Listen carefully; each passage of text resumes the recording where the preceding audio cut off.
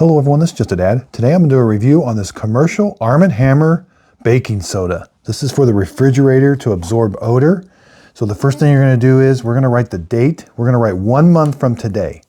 So 3/3/24. That's when it needs to be replaced so that you can look at this quickly and say, okay, change by 3/3/24. You're simply going to, it says to remove this top panel. So it's got some perforations here. We're going to remove that top panel. But you're also going to flip it around back and remove the back panel. Now nothing comes out.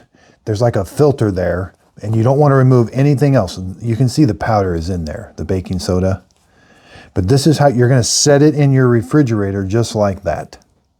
And so it says it's in a spill-proof package, has flow-through vents, and it does not recommend it for baking, as this is kind of a different design for deodorizing. Okay, so you're simply going to put this in your refrigerator and you're ready to go. Let it sit there for a month. I could also put this in the freezer.